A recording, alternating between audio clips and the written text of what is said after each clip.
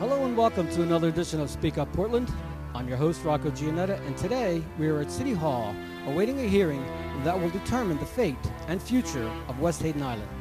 But first, a bit of history. Upon his discovery of the island in 1792, Lieutenant William Broughton, sailing on the HMS Chatham, named the island Menzies Island after the ship's botanist Archibald Menzies. He is also credited with the naming of a small settlement to the north and across the Columbia River, Vancouver, after his commander, George Vancouver. Later, the Hudson Bay Company named it Vancouver Island. At certain points in time, it was also known as Image Canoe Island and Shaw Island. Finally, in the early 1850s, the moniker Hayden Island finally stuck. But that was then, and this is Hayden Island today.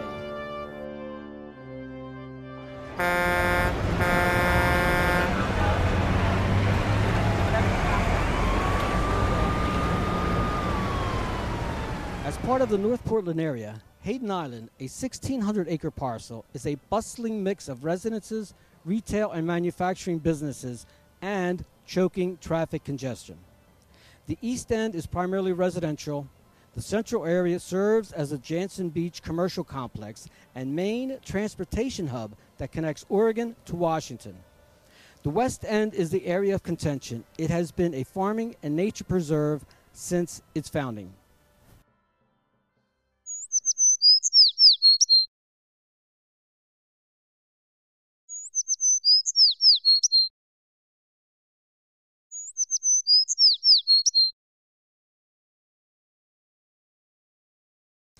Welcome back, and with us now is Cheryl K. Lund. And what is your part in all this?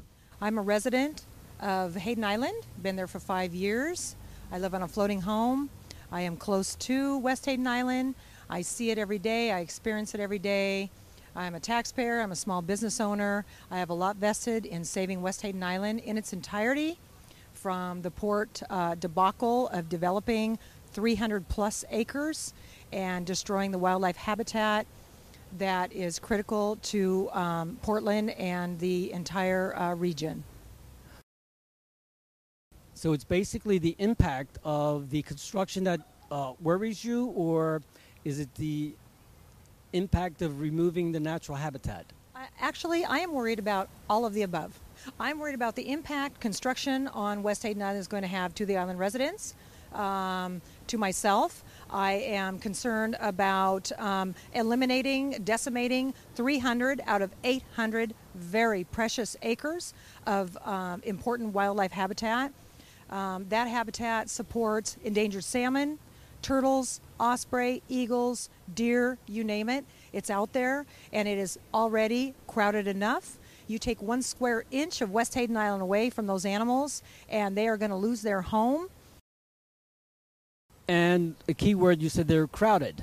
What about all the traffic congestion that will finally happen if the construction does happen? Well, I am very concerned about the traffic. I'm very concerned about the noise, the pollution, the dust, the lights, all of it. And I don't know what will happen when they start bringing in hundreds of truckloads of construction workers, construction equipment. I'm concerned how West Hayden Island Drive is going to handle that. That island, this island is built on sand, and it is an island, and it's a very low elevation island. So how that's going to impact our neighborhood, that's a very good question.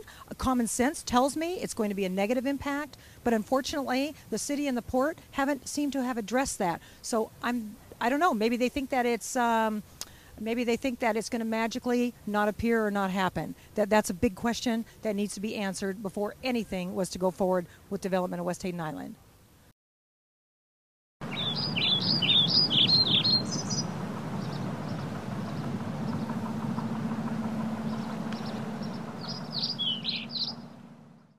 Welcome back, and with me now is Bob Saliger, the Conservation Director for the Audubon Society of Portland. Bob, the impact that all this is going to have and what the hearing is basically entailing, what's your take on it?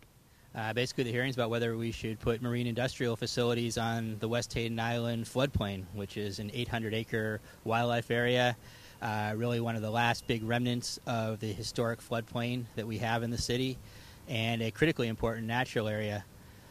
We oppose that development. We think it's a place that shouldn't be built upon, and we think there are other alternatives that the city has failed to explore.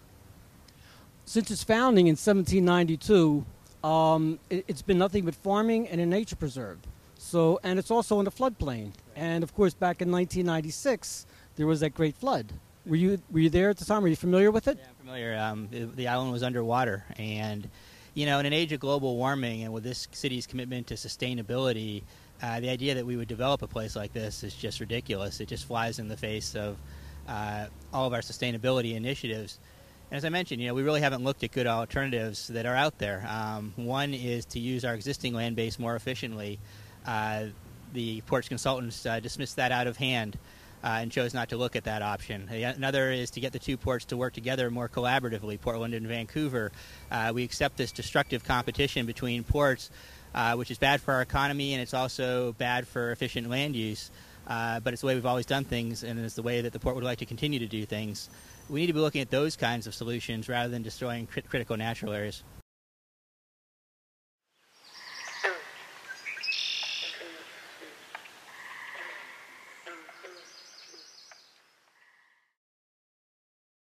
The density, the traffic, the all that construction, and the time frame that it's all going to entail, how would that really affect everybody that lives there?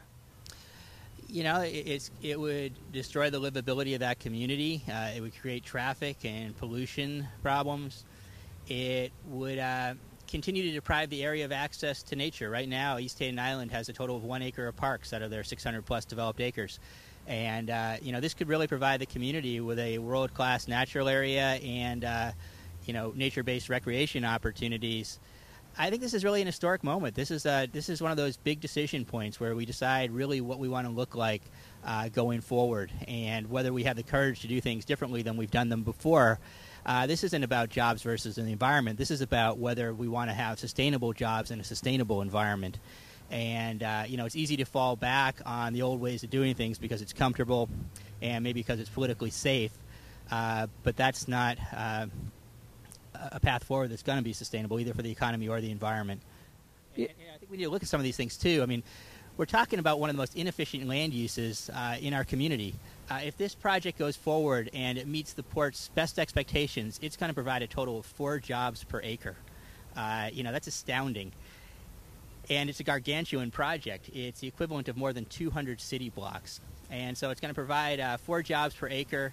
Just the bridge alone that would be required for this project would cost an average of $100,000 per job. It's a $150 million bridge to support this project. If you divide that by the number of jobs, just the bridge alone would raise the subsidy for these jobs to $100,000 per job. So it's really, from an economic perspective, from an ecological perspective, it's not a good project for this community. And not only that, but the management of the growth, that's key for Portland and Vancouver and the whole region. If the growth exceeds the capacity for us to handle it, I mean, the environment, us. Yeah, it's bad for all involved. And, again, we've accepted this competitive paradigm for ports in our region. We need to be thinking regionally, not trying to steal the jobs from Vancouver or have Vancouver steal the jobs for us. That's a path for mutual self-assured destruction.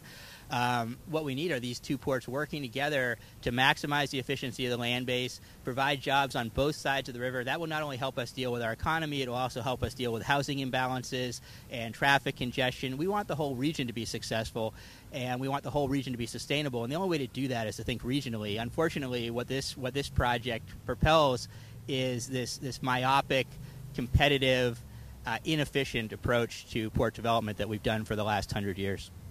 Bob, thank you. I know you got to run. Hey, thanks a lot.